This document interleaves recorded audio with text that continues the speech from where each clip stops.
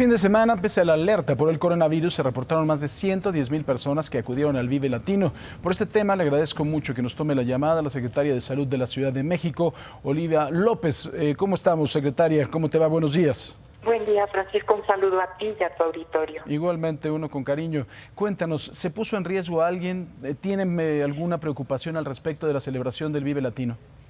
A partir de ayer ya se consideraron, a pesar de seguir en el escenario 1, que es casos asociados a importación o casi importados, francos la mayoría, que para el corte de anoche fueron 21 casos para Ciudad de México, 81, 2 nacionales. Lo que anunció desde ayer la jefa de gobierno, la doctora Claudia Sheinbaum, y acompañada de Secretaría de Salud, por supuesto, es el reforzamiento de las medidas básicas de prevención, la suspensión temporal de actividades no esenciales y la reprogramación, posposición de eventos de concentración masiva, y con un énfasis también muy importante en el cuidado de las personas adultas. ¿Qué empezamos a hacer nosotros ya desde hoy? La reprogramación está en eventos masivos. Hay un acuerdo ya con varias empresas donde estos eventos se posponen, se van a reagendar. Nos sumamos a la campaña, a la Jornada Nacional de Sana Distancia, que va del 23 al 19 de marzo, y la jefa de gobierno modifica, por ejemplo, la actividad en términos de asambleas vecinales, asambleas de seguridad ciudadana que se hacían y eran amplias, de una convocatoria amplia, y acudían adultos mayores. Esas se van a suspender temporalmente. También su audiencia va a tener mecanismos de consulta virtual. Se refuerza la sanitización en el transporte público. Se fortalece el Locatel con incorporación de médicos, más médicos, porque ya hay ahí médicos, pero para dar información al público. Nos intensificamos también todos los mensajes de cuidado a adultos mayores. Y también, como ya señalaba, todas las actividades que concentran masivamente población en coordinación con alcaldías también se están posponiendo, se suspenden, y los eventos no esenciales como seminarios, encuentros, que pueden sin problema suspenderse y volver a reactivar más adelante.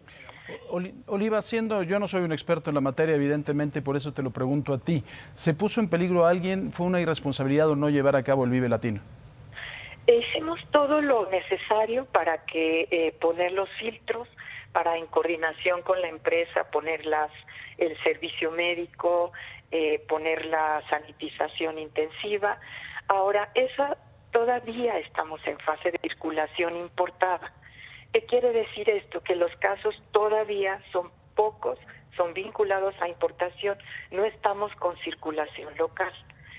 Esto se sabe no solo porque estamos identificando los casos sospechosos con la definición operacional de casos sospechosos, sino por el monitoreo que se tiene permanentemente en el sistema de vigilancia epidemiológica de influenza, donde se hacen pruebas aleatorias a las muestras que se tomaron de pacientes con cuadros graves, cuadros moderados de respiratorios, y no tipificaron para influenza de ninguna de las variantes. Entonces no hay circulación local, eso estamos todavía en ese momento de escenario 1. Por lo tanto, haber suspendido el Vive Latino en ese momento tampoco limitaba la propagación, porque no hay tal. Claro. Oliva, Todavía. En el caso, por ejemplo, de los demás centros mercantiles de la Ciudad de México, restaurantes, cines, etcétera, que no tienen concentraciones tan grandes, ¿se va a limitar en algún momento la actividad? No sé si tú te acuerdas de lo que pasó en el 2009, cuando se ponían en los restaurantes las mesas mucho más separadas, había otras medidas de protección. Se está trabajando con el secretario de Turismo con mucha cercanía para alentar al refuerzo de estas medidas de sana distancia y de sanitización también intensiva. Ya se ha capacitado a distintos grupos. La Agencia de Protección Sanitaria, que esa depende de Secretaría de Salud, también está intensificando la capacitación para que esto se vaya produciendo paulatinamente. En este momento que no tenemos circulación local, sería muy costoso para la ciudad adelantar, por ejemplo, esa medida de cierre de restaurantes o de cierre de lugares donde no hay concentraciones muy grandes. Sería muy costoso, porque ustedes recuerden que en aquella época para la ciudad hay diversas estimaciones, pero se cerraron todos, se colapsó la ciudad, 10 días, prácticamente se paró toda la actividad, pero significaron más de 12,000 millones de pesos para el costo, y luego tardó en recuperarse esta actividad. Entonces lo que hacemos es una valoración en términos de salud pública, que es la primera decisión, principio precautorio, pero también en este momento, dado que seguimos en el escenario 1, estamos preparando en términos de capacitación y de sana distancia, pero no hay necesidad de cerrar. Esto es importante, tenemos que hacer siempre un balance entre derecho a la salud y también las condiciones sociales y económicas, la movilidad de la población y el enfoque que tiene el Gobierno de México, la Secretaría de Salud, que es un enfoque de mitigación en el caso general para contender con la epidemia, y también de, podríamos decir, de monitoreo a través de sitios Centinela en términos de vigilancia epidemiológica. Eso creo que no se ha entendido correctamente, pero sería muy útil que pudieran valorar que esa es la estrategia para contender con esta epidemia. O sea, de ninguna forma se está poniendo en peligro a la gente por no tomar la decisión de ya meternos todos a la casa. No, estamos siendo muy responsables. La jefa de gobierno encabeza el equipo y sesionamos. Es la sesión técnica permanente. Discutimos las medidas, como ya se ha señalado, no es la decisión de una persona, sino es en base a protocolos de la Organización Mundial de la Salud, de la OPS, y nos ceñimos también a la perspectiva técnica. Estamos muy coordinados con la Secretaría de Salud del Gobierno de México y se van tomando las decisiones valorando día a día el comportamiento de los casos, la expansión de los casos y que seguimos en circulación de virus de casos importados. O sea, evidentemente esto podría cambiar en algún momento dependiendo de cómo se vaya comportando el virus. Claro que sí, y se está monitoreando. Se está monitoreando también en hospitales. Las neumonías severas se están monitoreando, porque ustedes saben que estamos todavía saliendo de la etapa de vigilancia intensiva. Todavía nos queda este mes y el que viene de influenza, que es estacional, que vamos vigilándola desde la semana 40, la semana epidemiológica 40, hasta la 20. Oliva, yo creo que sería bien importante que tú, la experta y además la responsable de la salud de la ciudad, nos pudieras explicar por qué es distinto el caso que se está viviendo en Italia al de México, porque eso es una de las cosas que más en redes sociales la gente está exigiendo. Sí, estamos primero en una fase distinta. Nosotros tenemos todavía solo casos importados o asociados a importación. Son todavía pocos casos, son 82 en el país, en el corte de anoche, y 21 casos en Ciudad de México. Y además tenemos una condición demográfica distinta. Ustedes saben que este nuevo coronavirus afecta mucho más a adultos mayores. En nuestro caso, la población adulta mayor, si bien es la proporción más importante de todo el país, está concentrada en Ciudad de México, estamos alrededor del 7-8% de población adulta mayor, mientras que en países europeos y en particular Italia, su porcentaje de población adulta mayor es más del 23%. Y esto es importante, pero además no solo es adulto mayor, sino es adulto mayor octogenarios, nonagenarios, incluso centenarios.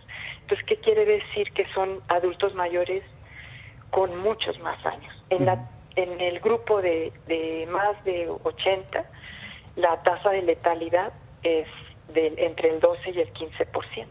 Es decir, de cada 100 adultos mayores de 80 a 85 años que se enferman, tienen riesgo de morir 15.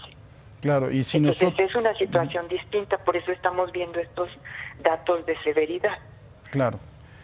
O sea, si nosotros hacemos y nos metemos todos a la casa, no va a cambiar radicalmente la situación. En este momento no.